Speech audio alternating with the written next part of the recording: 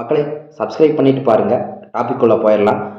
சிறு கட்சிகளை கபலீகரம் செய்யும் திமுக என்ன ஆச்சு அப்படின்னு நம்ம பார்த்தோம் அப்படின்னா, இப்போ தேர்தல் வந்துருச்சு.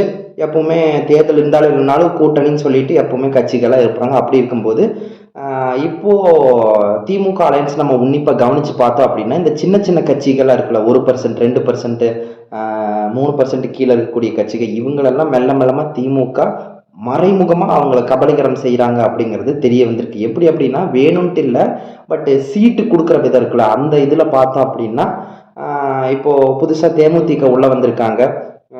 காங்கிரஸ் 25 சீட்டு போன தடவை, போன சட்டமன்றத்துக்கு 25 சீட்டு கேட்டு நின்னாங்க. இப்போ 28 சீட்டும் ஒரு ராஜ்யசபா எம்பி வாங்கியிருக்காங்க.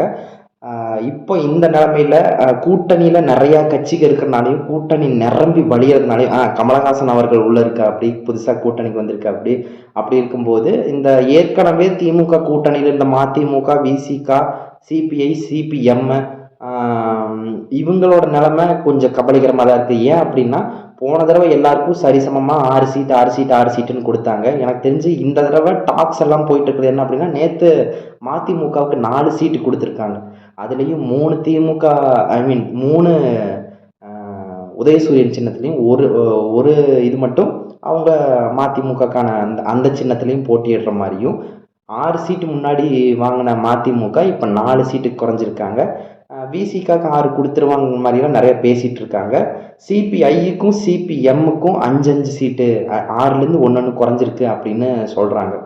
இது என்ன காண்பிக்குது அப்படின்னா, நாளாக இந்த சின்ன கட்சிகள், அது திமுகவுக்காக இது பண்ணிய நிறைய சின்ன கட்சிகளுடைய நிலைமை கபலீகரம் ஆயிட்டிருக்கு அப்படிங்கிறது தான் உண்மை.